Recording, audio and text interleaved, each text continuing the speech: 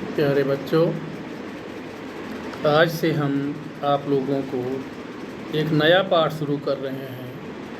संस्कृत पद पीयूषम में क्रिया कारक कुतूहलम।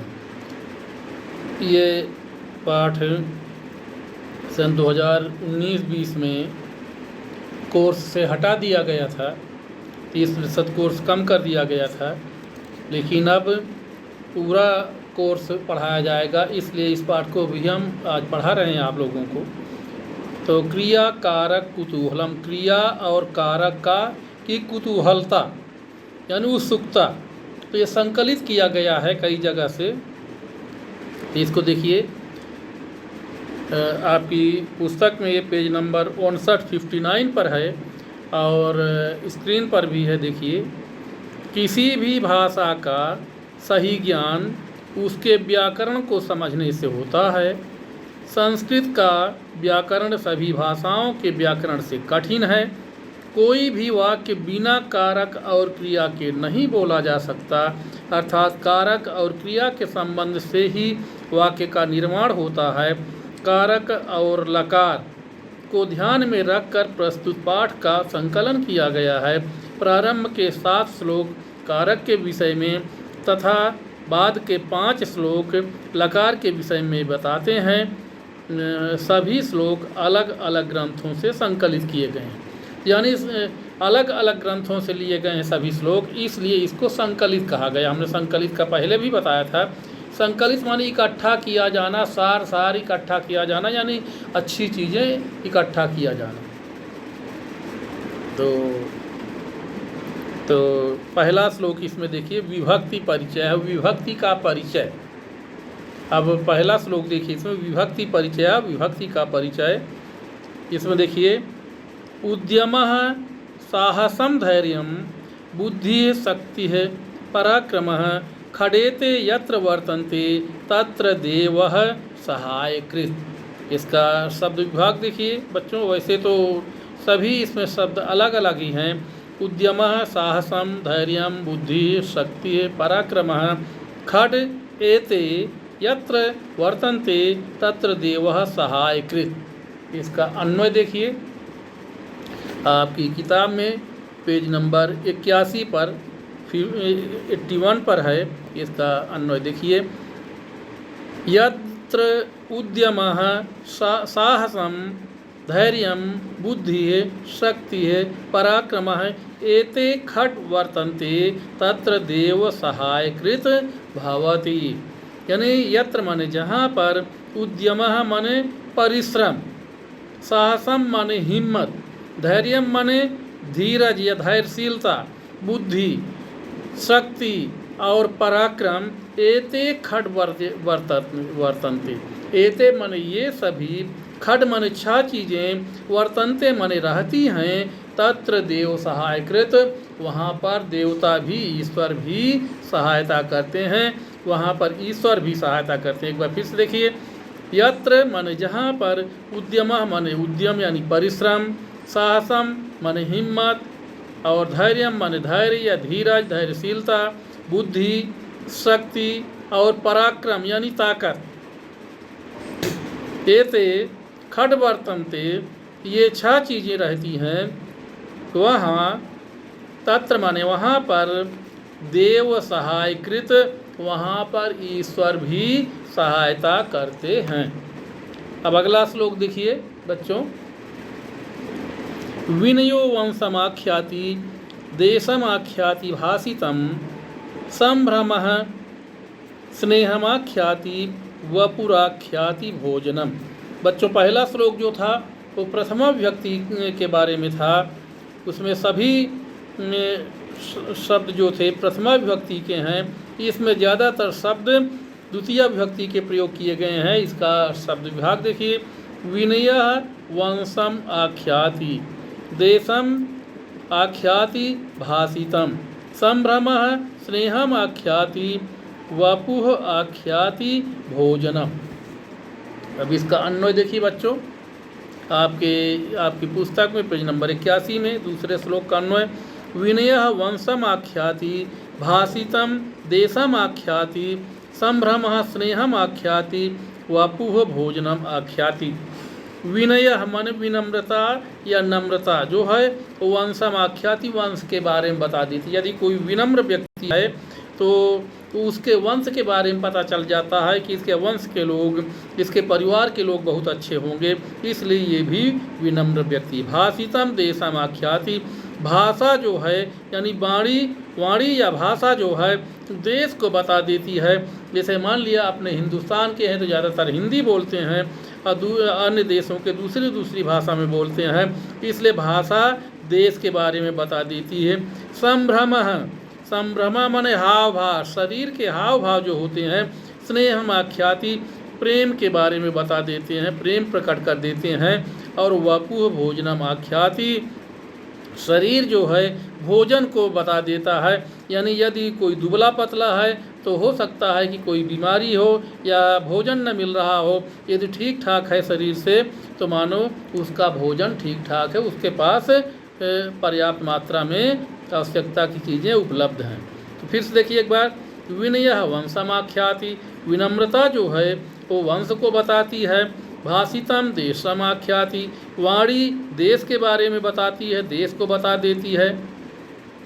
और संभ्रम माने हाव भाव, स्नेहम आख्याति, प्रेम को बताता है। वपुः भोजनम आख्याति, और जो शरीर है वो भोजन को बता देती है। अब अगला श्लोक देखिए बच्चों, अगला श्लोक देखिए तृतीय विभक्ति का। मृगाः मृगैः संगम अनुव्रजन्ति, गावश्च गोभिस्तुरगास्तुरंगैः, मूर्खाश्च मूर्खैः सुधियः सुधीभिः, समानशील व्यसनेषु सख्यम। इसका शब्द विभाग देखिए, मृगाः मृगैः संगम अनुव्रजन्ति, गावः च गोभिः, तुर्गाः तुर्गैः, मूर्खाः च मूर्खैः, सुधियः सुधीभिः, समानशील व्यसनेषु सख्यम। अब इसका अन्वय देखिए, तृतीय विभक्ति का है।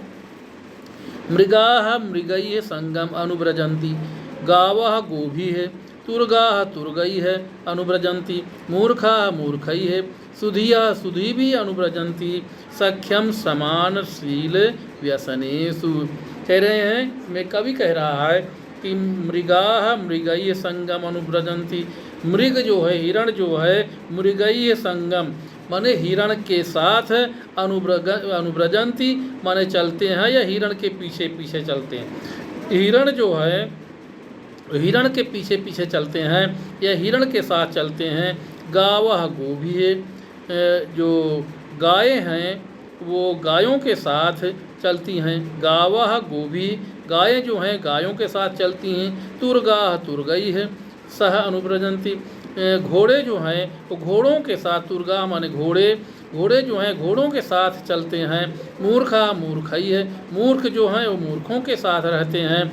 सुधिया सुधीभिः, बुद्धिमान लोग जो होते हैं वो बुद्धिमान लोगों के साथ चलते हैं या रहते हैं। फिर आगे कह रहा है कि सख्यम समानशील व्यसनेषु, समानशील माने समान स्वभाव वालों में, व्यसनेषु माने विपत्ति में, सख्यम माने मित्रता हो जाती है। यानी समान स्वभाव वाले लोगों में, व्यसनेषु माने विपत्ति में भी सख्यम माने दोस्ती हो जाती है या मित्रता हो जाती है। एक बार फिर देखिए, मृगाः मृगैः संगम अनुव्रजन्ति, हिरण हिरण के साथ जाते हैं चलते हैं।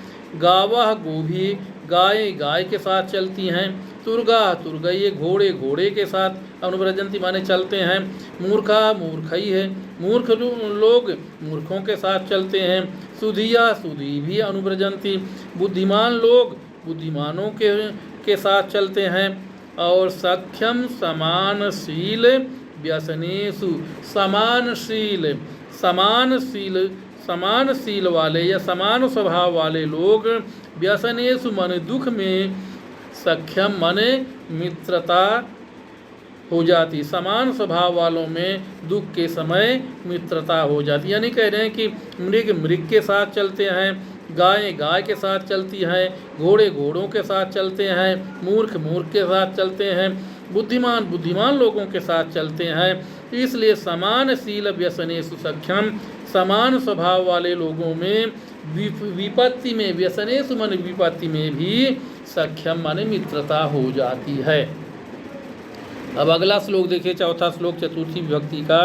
विद्या विवादाय धनम मदाय शक्ति है परेशान पर पीड़नाय खलस्य साधोर विपरीतमेतद ज्ञानाय दानाय च रक्षणाय। इसका शब्द विभाग देखिए, विद्या विवादाय, विवादाय जैसे चतुर्थी विभक्ति का, धनम मदाय, मदाय चतुर्थी विभक्ति का, शक्ति है परेशान पर पीड़नाय, पीड़नाय चतुर्थी विभक्ति का है, खलस्य साधोह विपरीतम एतत् ज्ञानाय दानाय च रक्षणाय, ये तीनों चतुर्थी विभक्ति के हैं। अब इसका अन्वय देखिए बच्चों, आप लोग अपनी किताब में पेज नंबर 81 पर देखिए, खलस्य विद्या विवादाय धनम मदाय शक्ति है परेशान परिपीडनाय एतद् विपरीतम साधोः विद्या ज्ञानाय धनम दानाय शक्ति है रक्षणाय भवति। कह रहा है कि खलस्य विद्या, मूर्ख लोगों की